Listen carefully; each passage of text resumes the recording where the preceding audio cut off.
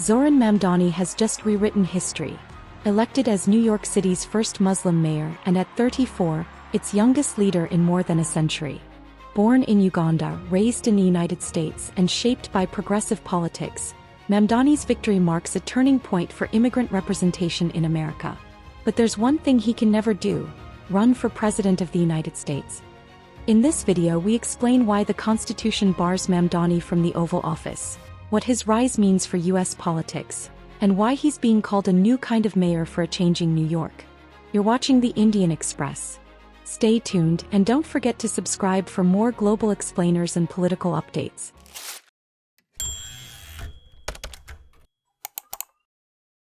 Zohran Mamdani's win is historic in more ways than one. He's the youngest mayor since 1892, the city's first Muslim mayor, and the first ever born in Africa to hold the position.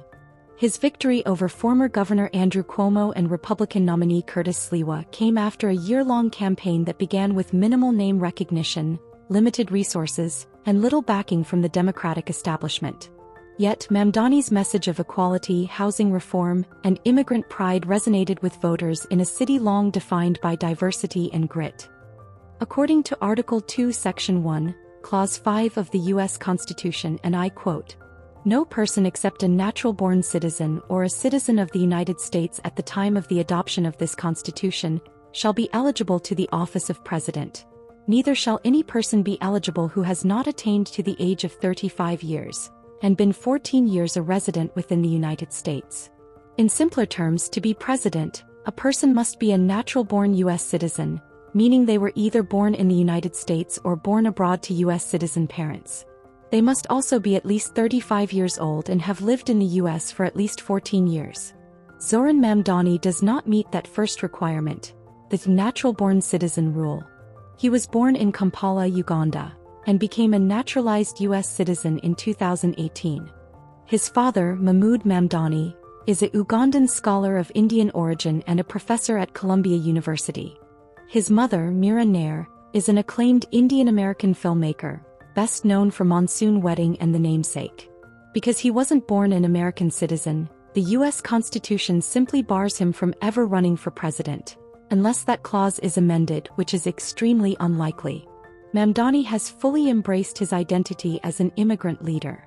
During his victory speech he declared, "New York will remain the city of immigrants, a city built by immigrants, powered by immigrants, and as of tonight, clearly led by an immigrant."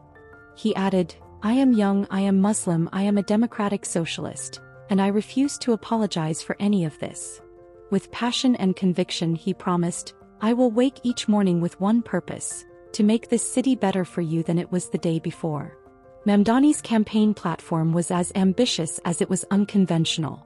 He proposed a citywide rent freeze to tackle New York's spiraling housing costs, free access to public bus transportation, and publicly owned grocery stores to help lower food prices. He also vowed to expand access to childcare at no cost, framing his policies as a blueprint for a fairer, more inclusive city. At a time when New York is grappling with unaffordable living, transit breakdowns, and growing inequality, Mamdani's agenda struck a deep chord with working families.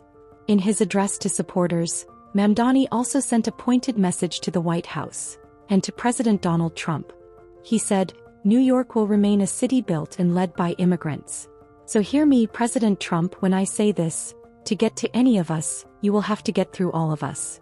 It was a statement of defiance, and a reminder that for millions of immigrants across the U.S., Mamdani's win represents more than just a political victory. It's a statement of belonging. Mamdani's political biography reads like a testament to grassroots resilience. It describes how his path to office took detours through film, rap, and writing, but always returned to community organizing, the one constant that he says ensured life's chaos would never lead him to despair but to action. He's widely known among grassroots and activist networks, admired for his ability to connect art, identity, and politics into a unified message of change.